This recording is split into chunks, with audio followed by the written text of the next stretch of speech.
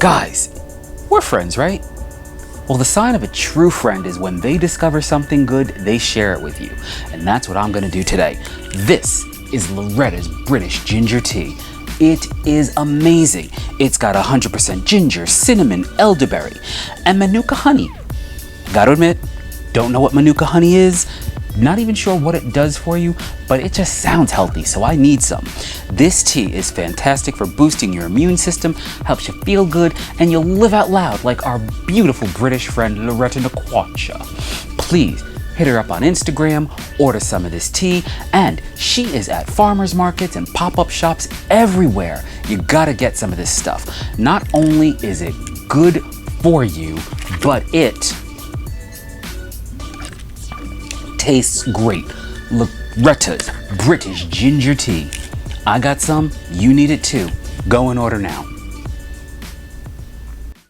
Hi, this is Melba Moore, and you're watching Rude Rangers TV.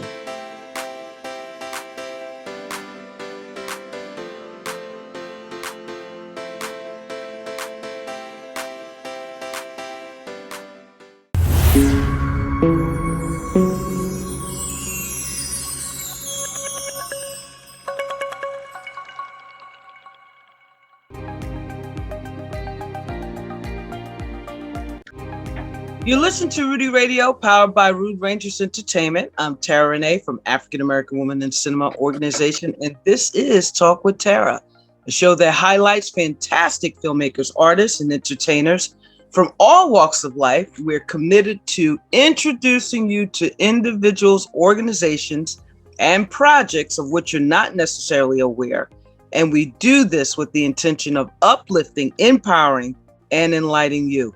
If you can, please share this episode on all your social media. We'd also love it if you text your friends and ask them to tune in. Well, audience, you know I always bring the goods. And today I am so pleased to have this beautiful young lady with me who is just absolutely amazing. And when we talk, you're going to hear and understand why I'm saying all these things. So without further ado, please welcome my incredible guest, Aisha. Hello, Aisha. How are you? Hey, what an introduction. I can't continue after that. I'm going to just hang up now. Aisha, you are my shiro. I mean, what a trajectory, what a journey you are on, and your gifting is just shining through to be the sound recordist as you are, working on different projects. And we're going to definitely get into that. But what drew you into becoming this amazing sound recording artist that you are? It was by mistake. Basically, I was on the path of like another career change. I do like to change careers often. I like to keep things interesting. I like to learn. And my sister is actually in the business. She works as a director, DP. And it was her suggestion. She said, I think you should try sound. So I decided to take some internships and read a lot and did some YouTube. And here I am. Wow. Well, I tell you, it's an amazing, amazing journey. So can you tell the audience, what was your first sound recording gig? Well, that was a while ago. I have to say, that's funny to say because my career hasn't been so long, but I've been on some incredible stories. Mm-hmm. I remember actually, I did go on like one of the ones I remember early on. I did travel to like a Native American, one of the estates. You know what I'm talking about? Like, you know what I'm talking about? Yes, I do. Okay. And I met actually some amazing people that were dealing with different money and how to handle money. And I really ended up learning so much. But the whole entire time I say this, I was just petrified. I was petrified I wasn't going to hit the record button. I was petrified that I was going to get my boom in the frame. I was petrified that I was hearing these people correctly. So all of my beginning journey was just of fear. I was always full of anxiety and full of fear. So It's funny that you asked me the first ones because it was almost like a blur because I just went home so many times crying. Like, am I doing the right job? What am I doing? I don't know what I'm doing. Are you crazy? These productions are so much money. You're ruining everything. So the beginning of my career is a blur. I'll be honest with you. Wow. Well, sometimes when doing your first, project, it can be intimidating. I can only imagine being on an Indian reservation, what all that encompasses, seeing, these just gorgeous people with what they have and what they're doing. But that's good to hear, because Aisha, a lot of people that I talk to who have or who heard the call, if you will, to move forward in a particular gifting that certainly have been seen, they come across exactly what you just stated. They face it with fear, anxiety, but then they keep at it, and eventually the fear and the anxiety subsides, because as they go through the process, they begin to get these moments of assurance, I call them, that confirms that you're on the right track. What was that for you? So correct. I think, ultimately, I still have those concerns. It's so much fun now to walk into a room, though, and feel like I belong there and be able to have conversations with other people as opposed to just being really quiet, because I was so afraid of speaking because I felt like I didn't belong in the room. And in case I made a mistake, no one knew me, so I didn't have to worry about it. So, but I guess one of the best things is just the stories I've been able to work on. I mean, I've worked with Michelle Obama. Yes. I've worked with President Clinton. I've worked with Alicia Keys. But then those are just it's funny to say, but those are minor compared to the people I've met along this journey. I've met people of all different kinds of traumas, sexual abuse, physical abuse, mental abuse, and then all those that are saving those people's with traumas. So I've been able to be on this incredible journey that made me feel like, wow, people want you in the room, and they want you in the room with these people. Like you did it, you really did it. That's amazing. That's amazing. So how do you prepare, Michelle? See, I'm calling you Michelle. Hey, I'm the first lady. I'll take it. I'm the first lady of sound. Look at me. Yes, that's right. First lady of sound.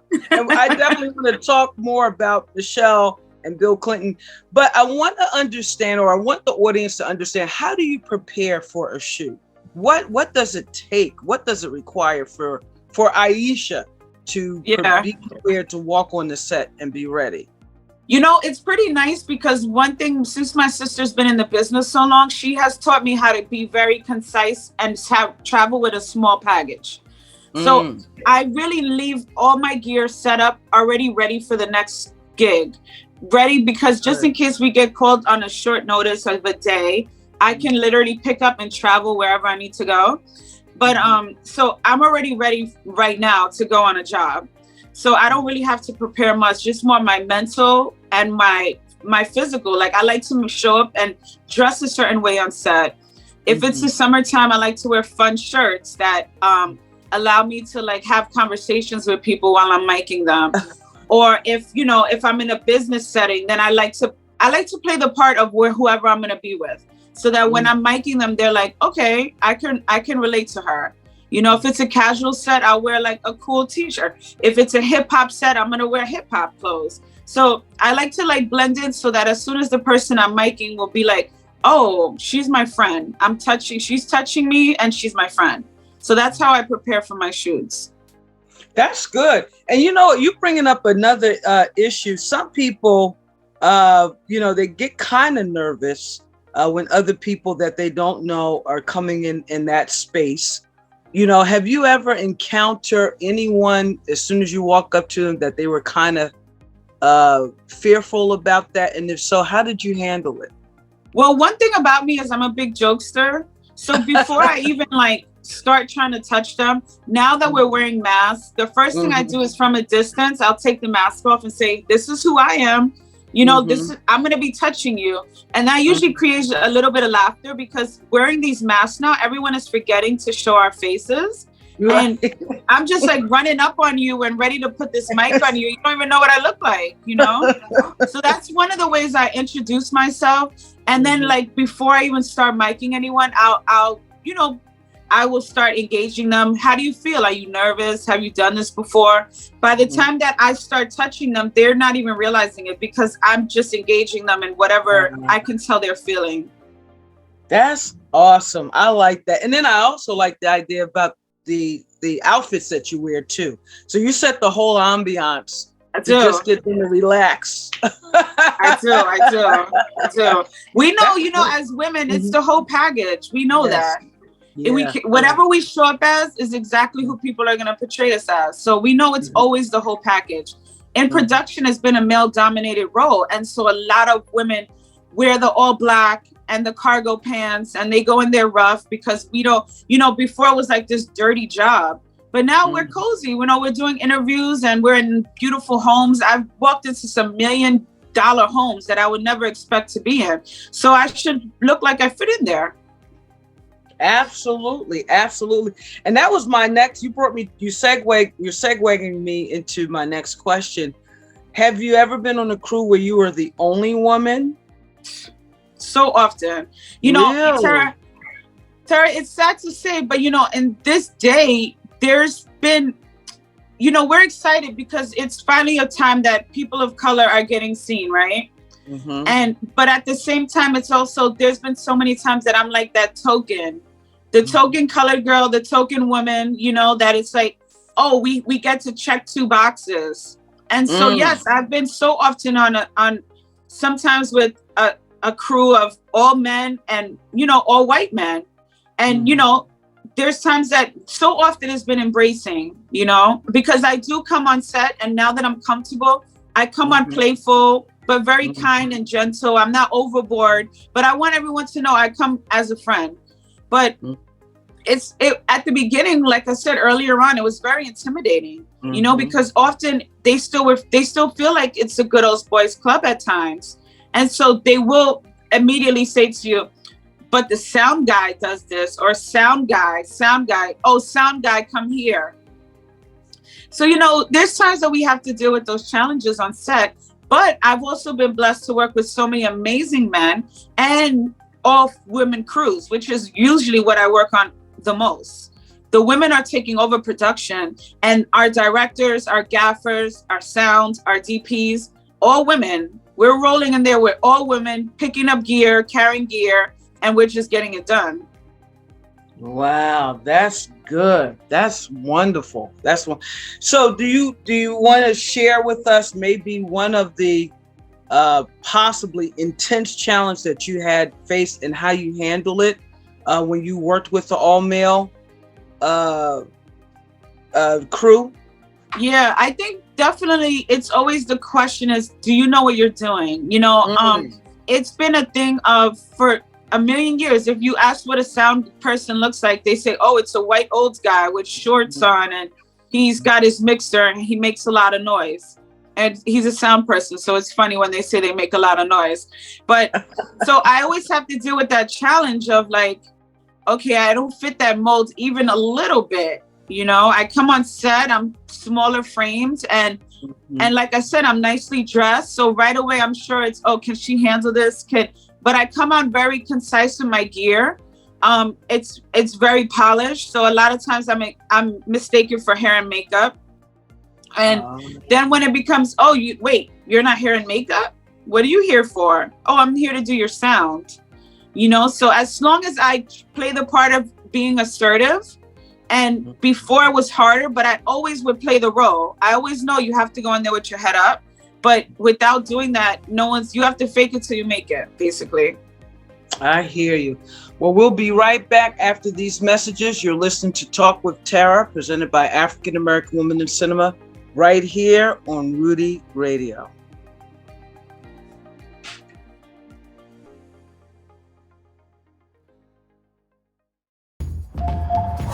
Hi, I'm Harry O. Confetti, international Formula One driver.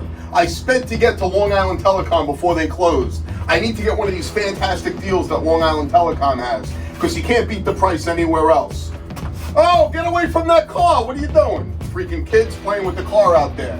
Anyway, I'm glad I got here. Wait, what do you mean you're closing? I gotta come back tomorrow? What's your number? 631-833-9679? Oh, stop writing me a ticket.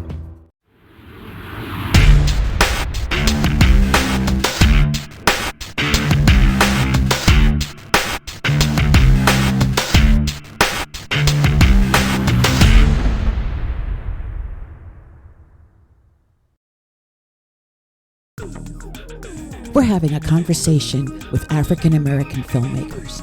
Join the African American Women in Cinema Filmmaker Series at the Clubhouse, presented by I Am the Color of Beautiful Global, every Monday night, 6 p.m. Eastern Standard Time. AAWIC on Clubhouse. Join us on the Clubhouse app for this inspiring conversation. Hosted by Karen Moore, founder of I Am the Color of Beautiful Global. Join us this Monday at 6 p.m. on the Clubhouse app for African American Women in Cinema's Filmmaker Series. Hey, this is Jewel Taker from the Jewel Taker Show on Impact Network. Also, you can watch me and my family on The Tankers on Prime Amazon, or watch me and my sister's Chatter Talk show on Fox. So me and my girls, Dr. Dee Freeman, Monique Eilert Mosley, Real Talk Kim, and Holly Carter, and you're watching Rudy Radio.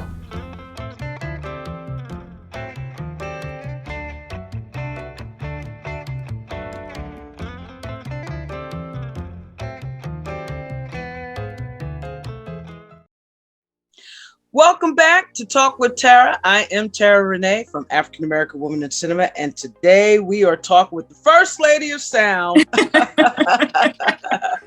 Miss Aisha. I am so proud of you, Aisha. I have to tell the whole world, I am just so proud of you as a woman of color. You're representing, you're certainly about it, and I can even just sense, excellence just oozing through. And I really appreciate that, and just so grateful that you have followed this path, and you're paving the way for so many of those who are certainly following in your footsteps. I want to talk about this Michelle Obama opportunity. So how did it happen, and what was it like working with the First Lady?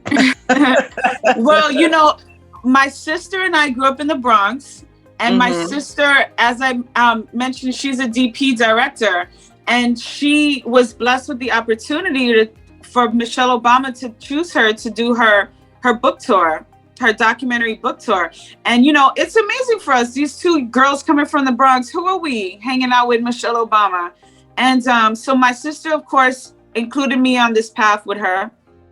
And I'll tell you, the first day I met Miss Obama, we were in her home, and we were being rushed out by Secret Service. And my sister was like, you better hurry up.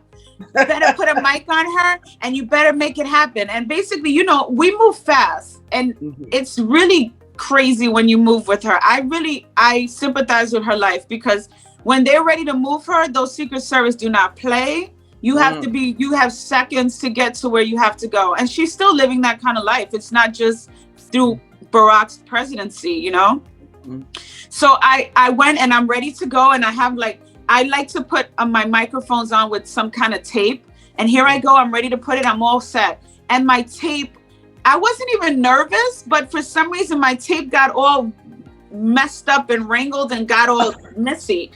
And so I'm looking at her, and I'm ready to go, and I'm like, oh, excuse me, I just have to change this. And so I'm changing, and she's standing there, not being annoyed, just waiting. And then I said to her, please don't tell my sister, she'll kill me. And so she started laughing. She's like, don't worry about it. And I put the mic on her, and we were ready to go.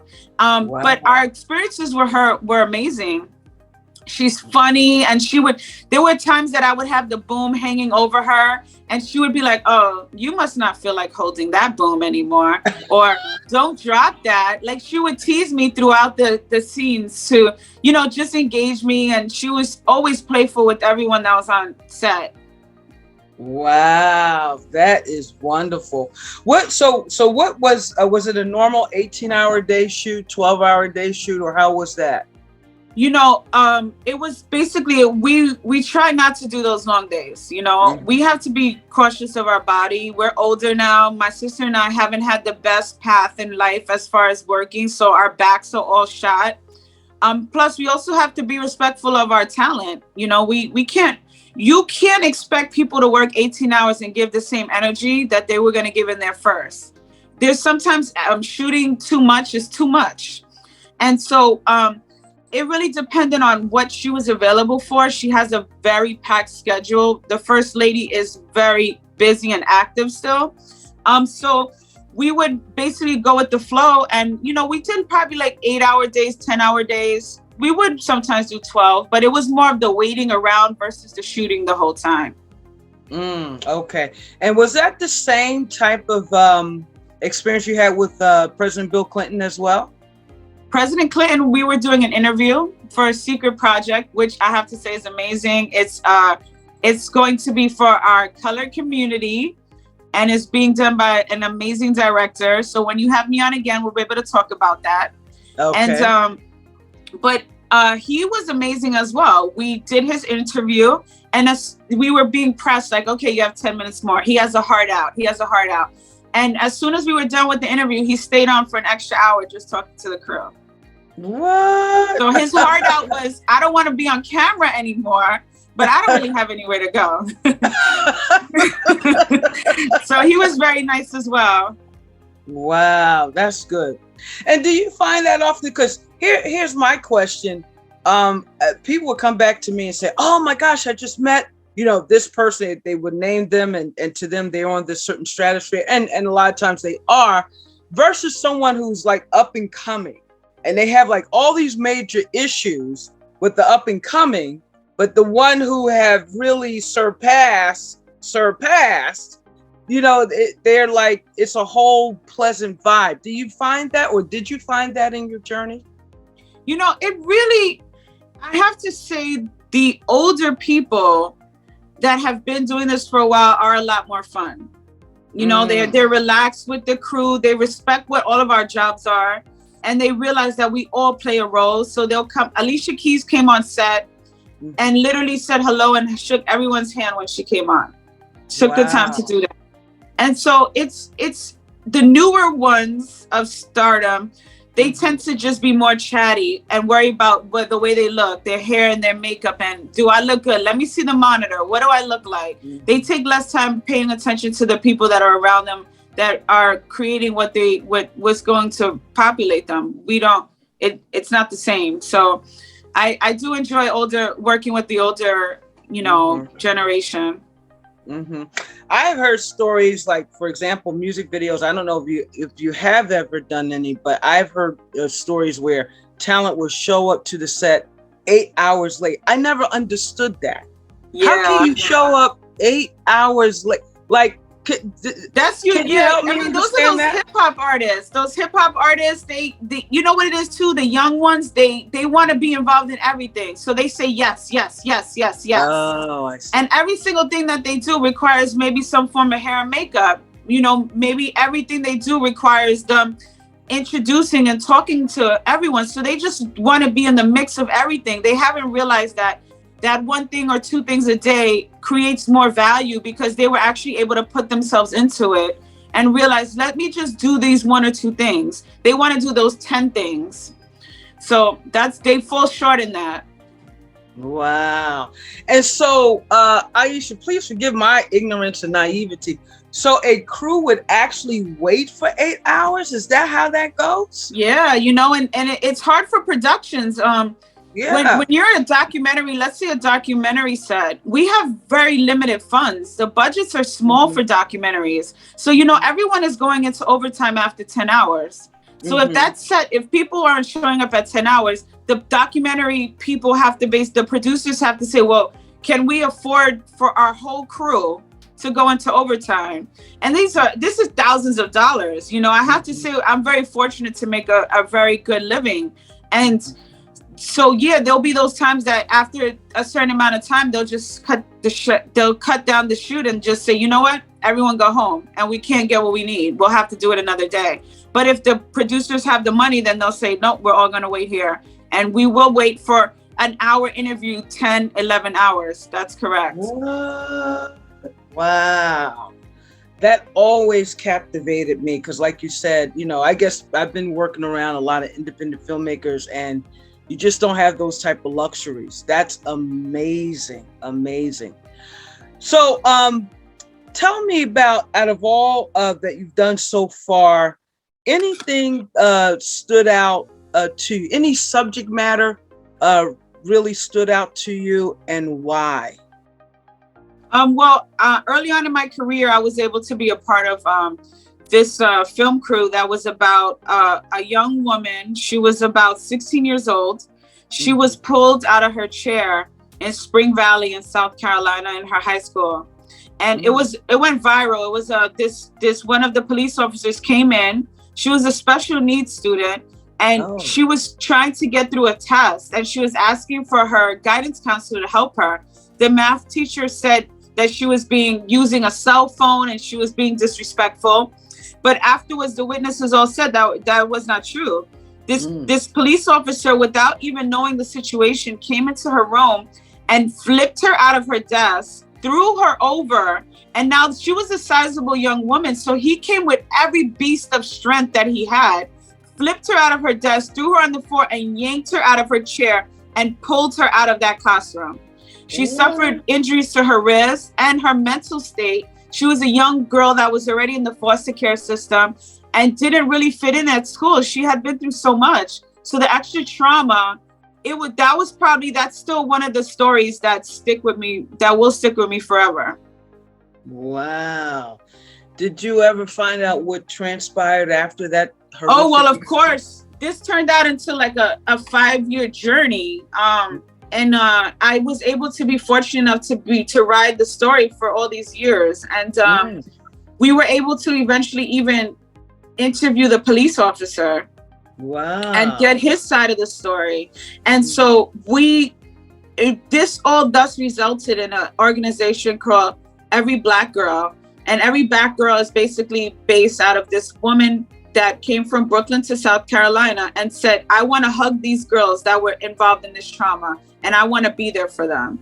And so this whole doc has basically three different stories that become one.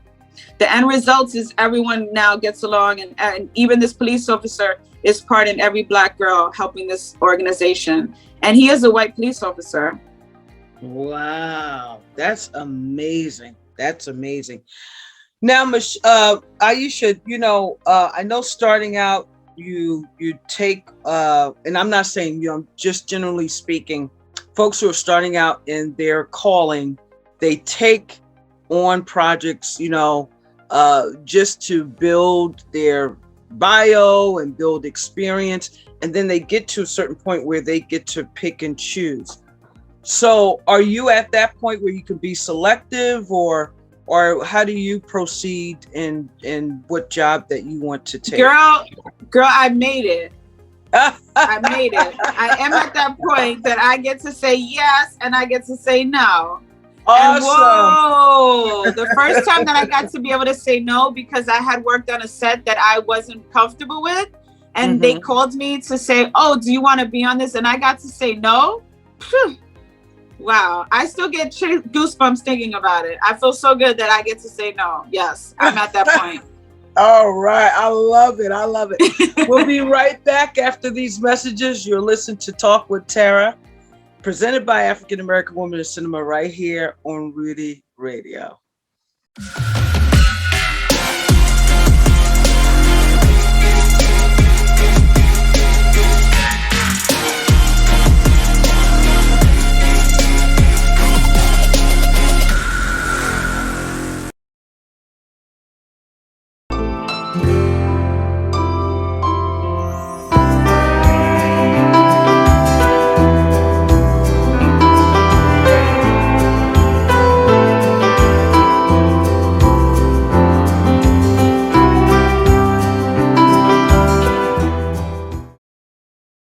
Hey everyone, I'm Dr. Bob Lee from 107.5 WBLS and the Make the Grade Foundation for Education. You're listening to Rudy Radio.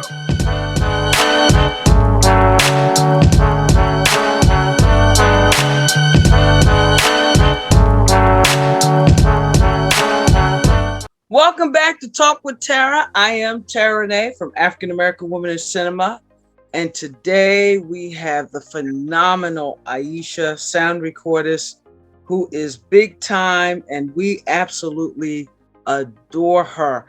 Well, I want to kind of share with the audience, Aisha, she's been so instrumental with the African American Woman in Cinema on many levels.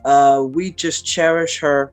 She was actually one of our guests for our educational series. She actually was one of our jurors for the juror committee that actually selected the films to participate in the film festival. Aisha, how was that experience for you, being a juror for the festival? Well, first, I was so honored. I was so honored that I was asked. So you have no idea how you made me feel. Like, that was another one of those things that I was like, oh my God, you're making it. You know, like, I was so excited. And I actually had to finish off watching the movies on a shoot. Wow. I'm working on Venus and Serena's father's documentary. And so beautiful. I was watching the last part of it in Louisiana from my phone at the last couple minutes for the timing of, like, now that's it, your results have to be in. And I'm here like, oh my God, I have so much to do, I have to finish. And I just was so proud that I was asked, that I didn't want to let anyone down, you know? It was such a wonderful experience. That's good. That's good. What was any of what you saw inspiring in terms of seeing what women of color was able to produce either right before COVID or during COVID? Yeah, you know, I just kept questioning, how did they put the money together? How did they source I'm sure I see ads all the time of like, you know, can you work for free? So how are these young women were able to source all these actors, all these crew members to work on these projects? And the imagination of all the projects, they were all so different, so different. So it was like a big variety of like very artsy things, emotional, political. There were so many things that were given to this festival. Awesome. And I tell you, we appreciate you because of what you put in, you know, we were able to really have a wonderful roster of a good variety of projects that so many people in the public enjoyed. So thank you for putting in the time in the midst of your schedule to make sure that we were able to move forward with such incredible talent. And I was inspired to see, you know, these women really going forth in their gifting. So thank you so much again. No, thank you. I felt so blessed and so honored, I tell you. Thank you. Excellent, excellent. My next question is there any particular genre that you like over the other as it relates to film or television? Yeah, you know, I really am just moved so much with all the activism and just these young people and older generation, just everyone trying to make it happen, you know, and a lot of this activism is also stemming from just so much emotional trauma and past traumas.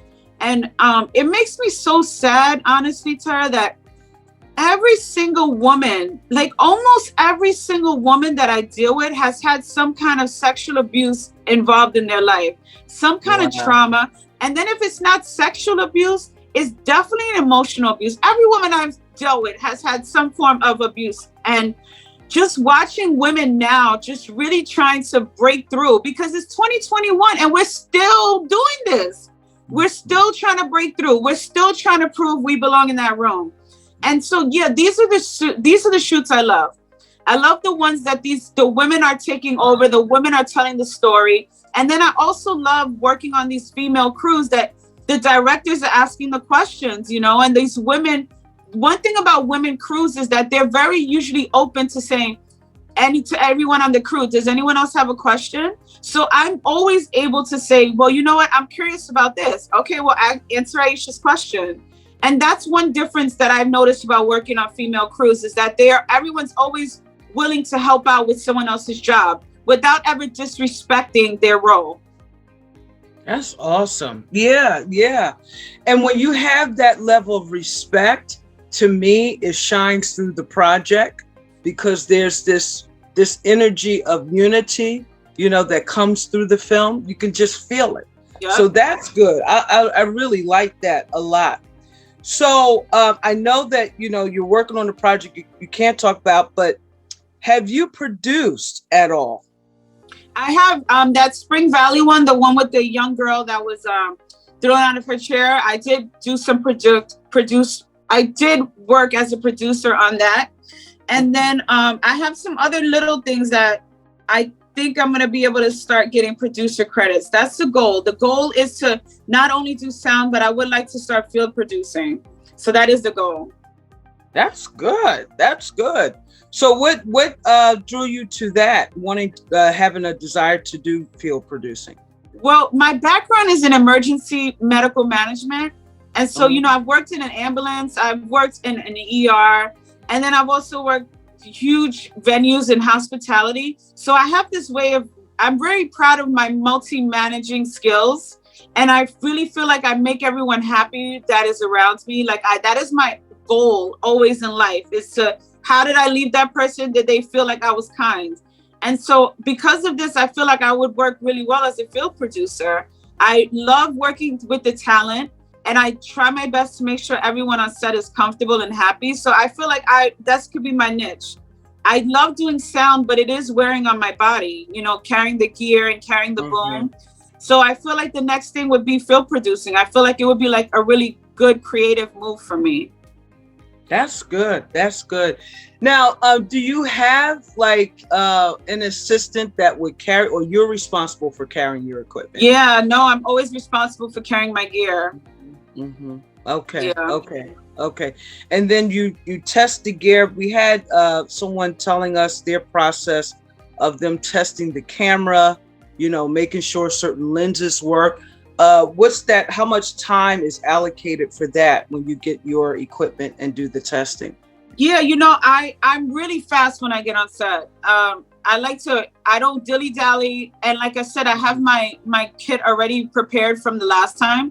So as soon as I get there, I get right to work. I do like to introduce myself to everyone on the crew, but as soon as I get there, I'm ready to work. And so I can't do really a lot of testing until the talent actually arrives, which can always be a little stressful because everyone has all this time to set up and they always give sound like 5 minutes. So I'll be sitting there for 2 hours just waiting for my moment that the talent arrives, that I can put this mic on them and hope that it's set properly to their clothing, that it doesn't make a lot of rustling noise, because usually I don't get this person until 5 minutes before they're in their chair. Wow. And so it can be stressful because, they start speaking, the interview's going, and right away I hear clothing rustle and I have to say, I'm sorry, hold on.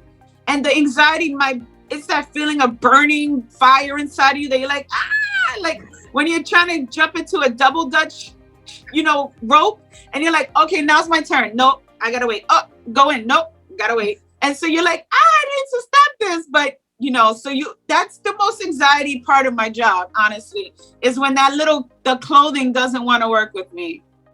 Wow. What a way. Love the way that you described it. Are there any particular mics that you like working with do you have a preference? Yeah, I do. I keep my kit simple and pretty concise. I have these little lav mics that they're called Sanken Cause 11. And they come separate from like the wireless. The Sennheiser wireless, which is what people wear on their body. They come with a set generic mic, but that mic isn't good. So what I do to keep my budget concise, because we know gear is very expensive, I have a couple of those lav mics. I changed them from the factory mics that the packs brought.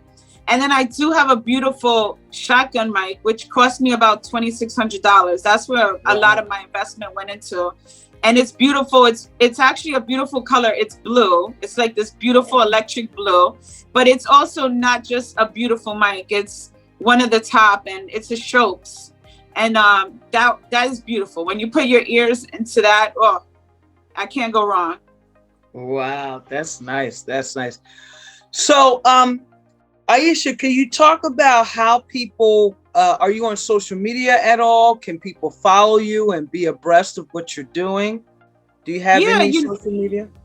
I do have social media. My IG is My Urban Space. And on there, I kind of just do little teasers of things that I work on because I don't want to flood the IG with, I'm so fortunate. I've been so blessed. I jump on all these great projects. Just recently, I was watching Morgan Park's the documentary on HBO, and it was like, bam, there was my name in the credits, you know? Oh. It was like, bam, there's my name in the credits, you know? So I was able to, you know, I get those moments that it's just, I'm so blessed that I'm on HBO. So yeah, My Urban Space on IG is my social media. That's good. That's good. Do you have a website at all? No, I don't work with a website. I literally work all by referrals. And then, you know, followers on IG are usually producers and directors that just say, oh, we want to work with her, you know? Okay. Sounds good. Well, we'll be right back after these messages. You'll listen to Talk with Terra, presented by African American Woman in Cinema, right here on Rudy Radio.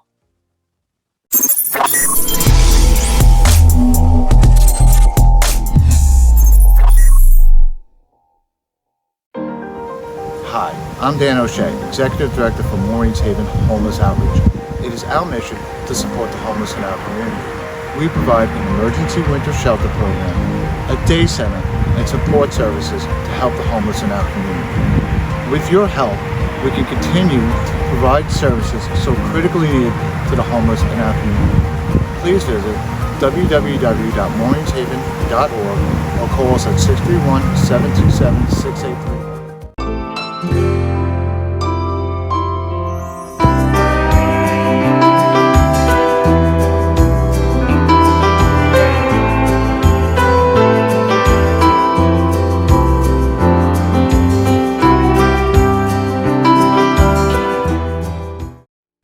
Welcome back to Talk with Terra. I am Terra Renee from African American Woman in Cinema, and we are here with Miss Aisha, who is rocking it in the world of sound. Aisha, so happy to have you here. You have been giving just wonderful, insightful, and tangible gems that those who are listening and may be interested in becoming a sound recordist that they can glean off of. What are some, if you will, some do's and maybe don'ts that you could just share with a potential or up and coming sound recording artist? What are some of the highlights or insights that you can give them now? Well, one of the most important things is to just take the time and ask a million questions.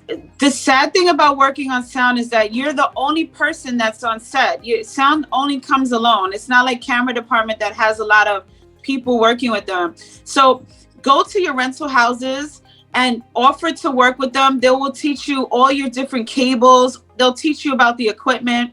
Go on YouTube. They'll teach you how to boom. You know, you might not be able to get in touch with actual people, but there's so much knowledge out there. And then also take the time and, you know, take a couple jobs and then buy your own equipment. You don't have to get the most expensive equipment, but definitely get a starter kit. If anyone ever wanted to reach out to me, I can definitely help someone pick out a starter kit.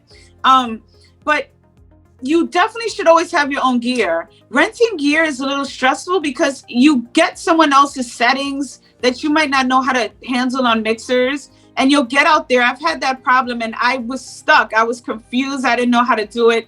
I rented gear one time. The gear didn't work when I got to set. So it does take a little bit of money, but you can get a good beginner's kit that you can afford and just invest in yourself. You can. And I'm not talking about thousands of dollars. I'm at the point now that I can buy a $2,600 mic, but I definitely did not start with a $2,600 mic. And that's good to note. Where can someone get a starter's kit, and what can they be expected to pay approximately? Yeah, I mean, a friend of mine did the Taylor Swift documentary with a Zoom 4. That's the mixer she used, and that cost probably about $400. And then there's so many things. You know, one thing about America is everyone wants something brand new and shiny, so they're always selling used gear. So go on OfferUp, go on Facebook, go on Craigslist. You can get everything secondhand. You could get secondhand mics. You could get secondhand wireless. The rental homes also sell used gear. You could get used gear that way. So there's so many avenues that you can get secondhand gear that is still very good. And that's the way I bought all my gear at the beginning. I bought everything secondhand. That's amazing. Now, will you at some point, I know you're very busy and that's very good. And I'm very happy about that. Have you ever thought about, though, maybe doing some sort of a club, a sound club, where those who are, again, just entering into it, just to get the basics and understanding starter kit approximately costs, maybe once a month you would talk with them. Any thoughts towards that? I if it was for you, Terra, I'd do it in 1 second. So you let me know if you want that. And otherwise, yeah, of course I would do it. You know, when I'm on set and anyone shows any interest in sound, especially my females, I love to be able to say, come on, ladies, this is another way to make money. It's not as hard as you think. I don't want that secret to get out much because I like what I get paid. But it's definitely a thing that it can be learned. And there's so much, being a male-dominated industry, they make it seem more complicated than what it is. And maybe for the men it's complicated, but us ladies, we can pull this off really quick. So I always would love to teach. I love to teach the DPs how to run their own sound, PAs that show an interest in sound. This is a great way to even just make extra money when you just want to, maybe you're interested in producing, but you're like, oh, I need an extra couple $100. Let's do it. I will teach you for sure. Wow, that's great. That's excellent. Really appreciate that. And good to know that as well. And my next question to you is, what words of inspiration, you gave them now some good insight, and what words of inspiration can you just leave them for those who feel or heard the calling, but they are super afraid? They're super afraid just to step out. What words of inspiration can you give them? It's definitely okay to cry. It's definitely okay to cry. It's definitely okay to second guess yourself. It's definitely okay to just, feel like you don't belong there, but you do. So that's the focus, is cry when no one is watching. And then you get yourself together and you just make it happen. You have all the knowledge. We live in 2021 that we're able to literally be on set and Google a question. You can literally be on set and say, how do I do this? And 20 results will come up. So do not give up. There's support out here. There's me. There's other fellow female sound people that we all love to help our other women. There's not many of us. I would say in New York, there's probably about 8 sound women. Wow. And what that does for us is we kill it. We're always busy. We're always busy. And when we're not, we hand it over to another one of our ladies.